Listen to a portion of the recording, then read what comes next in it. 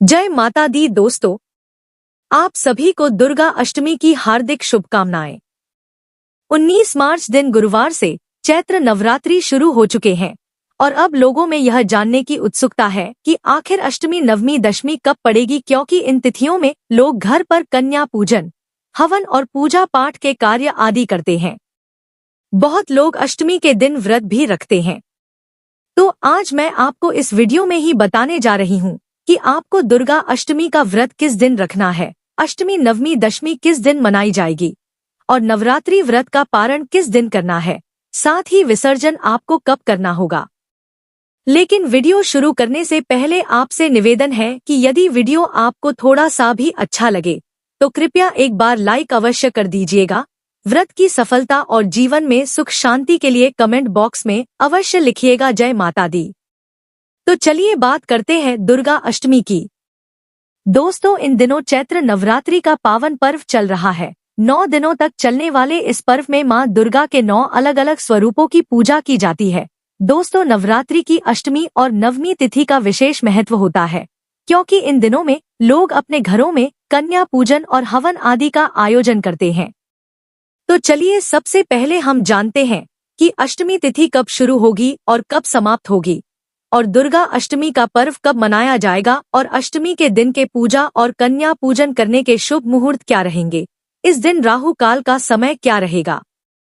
तो दोस्तों, इस साल अष्टमी तिथि की शुरुआत 25 मार्च को दोपहर 1:51 पर हो जाएगी और अष्टमी तिथि की समाप्ति 26 मार्च 2026 की सुबह 11:48 पर होगी। तो उद्यातिथि के अनुसार इस साल दुर्गा अष्टमी का पर्व 26 मार्च 2026 दिन गुरुवार को मनाया जाएगा। इसी दिन जो लोग दुर्गा अष्टमी का व्रत रखते हैं तो वह लोग 26 मार्च को ही दुर्गा अष्टमी का व्रत रखेंगे। और अब जानते हैं कि दुर्गा अष्टमी के दिन शुभ मुहूर्त क्या क्या है। दोस्तों, इस दिन हवन व कन्या पूजन का पहला मुहूर्त सुबह 6:18 से लेकर सुबह 7:50 तक रहेगा। दूसरा मुहूर्त सुबह 10:55 से लेकर दोपहर 1:59 तक रहेगा। अभिजित मुहूर्त दोपहर 12:02 से लेकर दोपहर 12:52 तक रहेगा। संधि पूजा मुहूर्त सुबह 11:24 से लेकर दोपहर 12:12 तक रहेगा। और दुर्गा अष्टमी के दिन राहु काल का समय दोपहर 1:59 से लेकर दोपहर 3:31 तक रहेगा। तो दोस्तों, आप राहु काल में हवन और कन्या पूजन का आयोजन ना करें। और अब जानते हैं कि नवमी तिथि कब शुरू होगी और कब समाप्त होगी और दुर्गा नवमी का पर्व कब मनाया जाएगा। इस दिन राहु काल का समय क्या रहेगा। तो आपको बता दें कि इस साल नवमी तिथि की शुरुआत 26 मार्च 2026 की सुबह 11:49 पर हो जाएगी और नवमी तिथि की समाप्ति 27 मार्च 2026 की सुबह 10:06 पर होगी। तो उद्यातिथि के अनुसार इस साल दुर्गा नवमी का पर्व 27 मार्च 2026 दिन शुक्रवार को मनाया जाएगा। और अब जानते हैं दुर्गा नवमी के दिन हवन व कन्या पूजन करने के शुभ मुहूर्त क्या क्या है।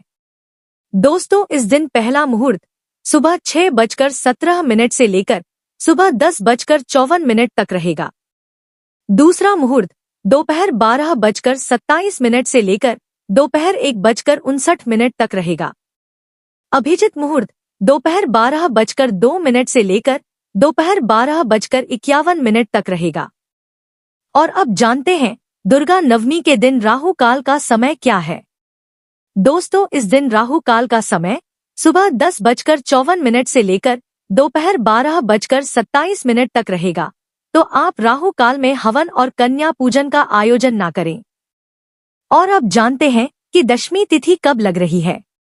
तो दोस्तों, दशमी तिथि की शुरुआत 27 मार्च 2026 की सुबह 10:07 पर हो जाएगी और दशमी तिथि की समाप्ति 28 मार्च 2026 की सुबह 8:45 पर होगी। तो उद्यातिथि के अनुसार दशमी तिथि 28 मार्च 2026 दिन शनिवार को मनाई जाएगी और इसी दिन नवरात्रि व्रत पारण किया जाएगा और इसी दिन कलश विसर्जन भी होगा। और अब जानते हैं कि नवरात्रि व्रत का पारण और विसर्जन कब किया जाएगा। दोस्तों, नवरात्रि व्रत का पारण बहुत से लोग नवमी के दिन हवन और कन्या पूजन करने के बाद कर लेते हैं। वहीं कुछ लोग दशमी के दिन नवरात्रि व्रत का पारण करते हैं। तो जो लोग नवमी तिथि में व्रत का पारण करते हैं, तो वह लोग 27 मार्च 2026 दिन शुक्रवार को हवन और कन्या पूजन करने के बाद नवरात्रि व्रत का पारण करेंगे। वहीं जो लोग दशमी के दिन नवरात्रि व्रत का पारण करते हैं, तो वह लोग 28 मार्च 2026 दिन शनिवार को नवरात्रि व्रत का पारण करेंगे। और अब जानते हैं कि दुर्गा विसर्जन कब किया जाएगा। दोस्तों, विसर्जन हमेशा दशमी तिथि में ही करना श्रेष्ठ माना जाता है, तो आप नवरात्रि का विसर्जन 28 मार्च 2026 दिन शनिवार को करेंगे, यही श्रेष्ठ रहेगा।